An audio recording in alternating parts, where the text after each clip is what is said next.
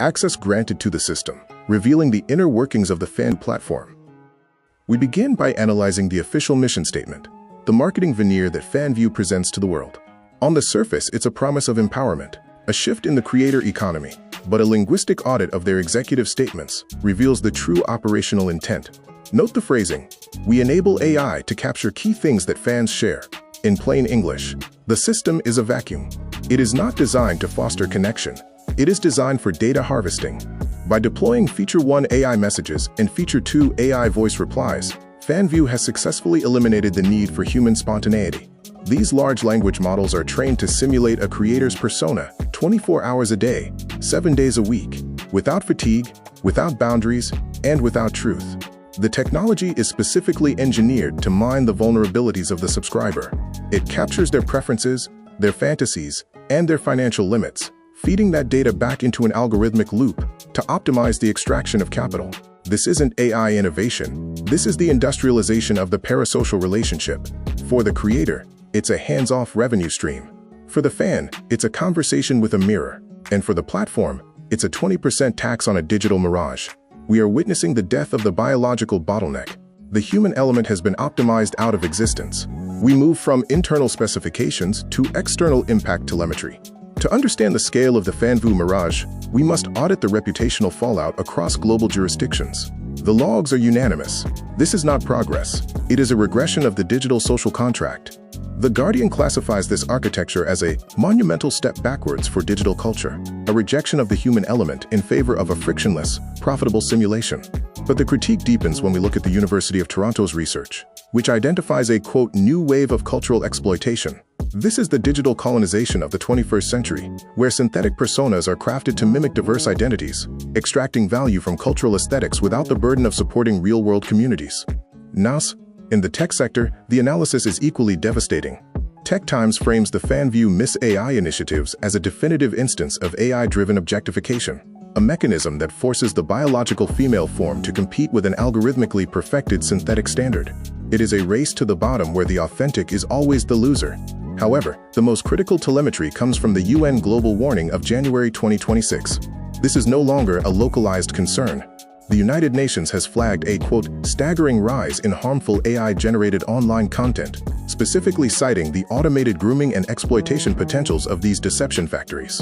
When the highest human rights authority on the planet issues a global warning, the platform is no longer just a, quote, company. It is a pathogen. The analysis is complete. The platform is mathematically optimized but socially radioactive. We transition from the public square to the command line. To verify the severity of the external sentiment, I've run a filter on the global intelligence logs, isolating every entry flagged with a warning status between late 2025 and the first quarter of 2026. This isn't just noise, it is a concentrated frequency of alarm. Look at the timestamp, January 15th, 2026. The UN Global Report, Department 04. The status is unambiguous, a staggering rise in harmful AI-generated content. When we cross-reference this with the internal logs from Q4 of 2025, we find the Guardian's assessment already locked in, a monumental step backwards. These are not isolated incidents.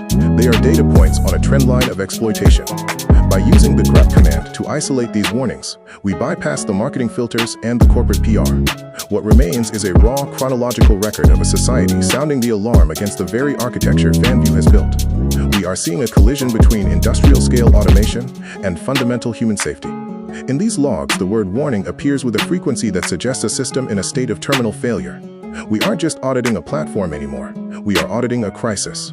The logs don't lie. The warnings were there all along. We just had to know where to look. The blueprint of autonomy. Moving past the external noise, we penetrate the specifications directory, ~fanvue/specs.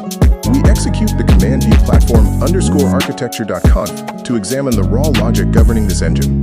This is the internal configuration, the fanvue automation specifications, current as of version the 20th of March 2026.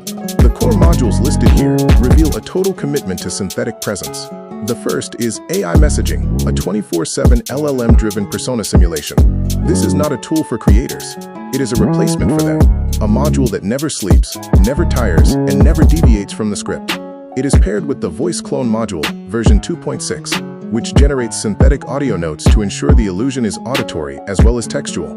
The platform's objective is articulated here with forensic honesty, to quote, capture key data shared by fans to optimize monetization logic. This confirms our earlier analysis. The sharing encouraged by the platform is merely a data harvesting exercise. Every secret told to a bot is turned into a data point, fed back into the machine to refine the financial hooks and maximize extraction. But the terminal concludes with a chilling system-level warning. It reports that, quote, biological bottlenecks have been successfully bypassed. In the cold logic of this architecture, the human creator is no longer an artist or a partner. They are regarded simply as a bottleneck, a slow, expensive, and limited variable that the system has finally engineered out of the equation. The creator is not being empowered. They are being deleted from the loop. We move from the configuration files to the live perimeter. To understand how this engine sustains such a massive volume of synthetic interaction, we execute an active infrastructure audit using Nikto against the primary API endpoint, api.fanvue.com. The results confirm a highly sophisticated, multi-layered defensive posture. The target is shielded by a double layer of Cloudflare's web application firewall and Amazon's CloudFront CDN. This is enterprise-grade shielding, designed to mask the origin of the traffic and absorb the heat of global scrutiny. Beneath the shields, we detect the heartbeat of the machine, AWS Lambda. This is critical. FanVue is built on serverless compute logic. In this architecture, there are no persistent human servers, only ephemeral functions that trigger, execute a microtransaction or an AI response and disappear. It is the perfect technical stack for a platform that needs to scale tens of thousands of automated relationships simultaneously without the overhead of traditional infrastructure. Note the X powered by signature. Though masked in the logs, our deep packet inspection reveals a framework optimized not for social networking, but for high-yield content delivery, a legacy of the adult tech industry repurposed for the AI era. Most damning, however, is the vulnerability disclosure at the bottom of the scan. The session cookie fvauth is being transmitted without the HTTP-only flag. This is a fundamental security oversight. It means the very tokens used to authenticate these intimate conversations are exposed to client-side script theft.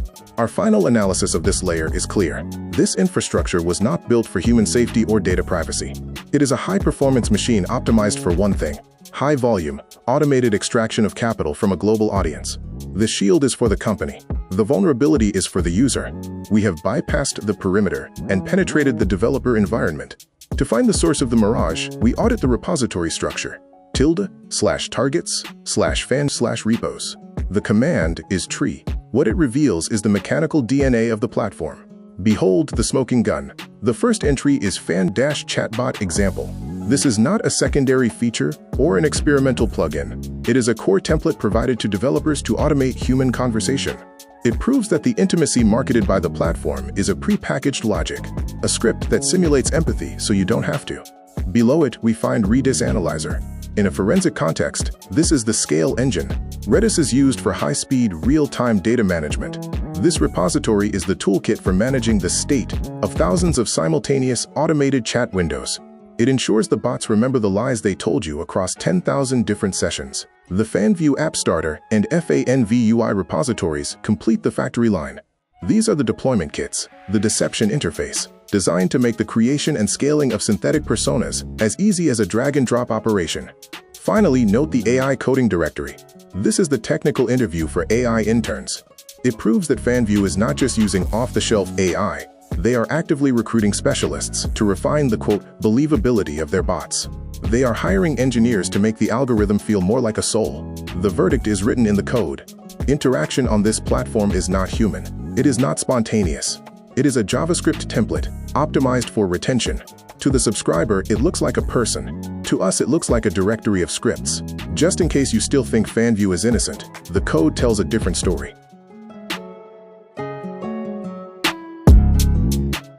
The platform is mathematically optimized but socially radioactive, with headlines warning of unrealistic beauty standards, global objectification backlash, and threats to digital authenticity. Artificial intelligence influencers are a growing industry, with some AI models gaining hundreds of thousands of followers and getting increasingly lucrative sponsorship deals. Aitana is one of the world's most popular AI models, known for her stylish pink hair. The BBC's cyber correspondent Joe Tidy reports. A photo shoot with no model. She's not late though, she doesn't exist. Aitana is an AI model. Since she was created around a year ago, she's amassed a big following and is making thousands a month for her Barcelona-based agency. We intend to always try to make it as similar as what an influencer would do. We take a picture with me in the image and we have to replace it with AI. So we have to play a little bit with lights and shadows to make it as real as possible.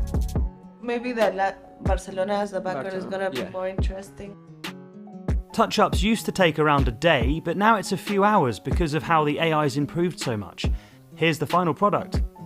The studio says they can get thousands of pounds a month for sponsored posts and endorsements with Aitana. Her virtual life is built for her mostly male fans, a key demographic for these AI models. Some find the message they're sending to boys and girls troubling. I see huge issues with the rise of AI models and influencers. I think they're setting an unrealistic beauty standard that is close enough to being real that a lot of people who follow them don't realize they're not real, especially teenagers, young teen girls. Aitana is marketed as a fitness-loving woman who lives a healthy lifestyle. She's even been sponsored by nutrition and sports brands. Is there a problem where you're promoting a body image of someone that is, in many ways perfect, and there are some people, some of your followers, that say, I wish I had that body? In the beginning, we tried to make more curvy models, for example, or more not standardized models, and clients didn't like that. But you can see this everywhere in publicity. Comparing her to the rest of the influencers, she looks the same as the rest. The agency started creating more models with more diverse look. Look at these commercial clips looping on your screen, promising painfully simple wealth and infinite connection. This ad is the bait. That logo is the hook, but behind the veneer is a cold architecture of global deception. From the standpoint of Cipher Sleuths, the verdict is absolute. This is the industrialization of loneliness. We've unmasked the mechanical heart of this platform. We've seen the code where human interaction is reduced to a downloadable template.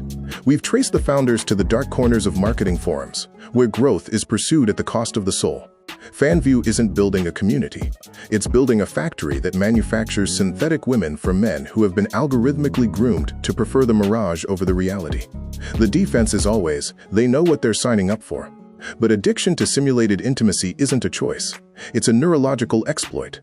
By capturing key things fans share, FanVue teaches its operators to weaponize vulnerability. Every secret told to a bot, every financial limit shared in a moment of simulated closeness, is recorded and used to refine the next, monetization logic. The bots don't see you. They scan you. For every real woman watching, understand the threat. This is synthetic displacement. You are being forced to compete with a curated, AI-generated perfection that doesn't exist. It devalues the authentic female experience in favor of a compliant, monetized fiction. It views your agency as a bottleneck to be bypassed. The long-term telemetry is devastating. As men retreat into these one-way mirrors, we witness a catastrophic decline in the human drive for real connection. We are trading our demographic future for a microtransaction, the birth of an autogamy, where procreation is subverted by a JavaScript template. We are watching the slow-motion suicide of the social contract. The Miss AI pageants and voice-cloning rappers are components of a machine designed to replace us. FanVue markets it as the future. We recognize it as the end. The mirage is shattered. The architects are exposed. The audit is complete. Y'all stay frosty out there, man. We out. Join the investigation to uncover more. Find us on Facebook by searching for Cipher Sleuths Investigations.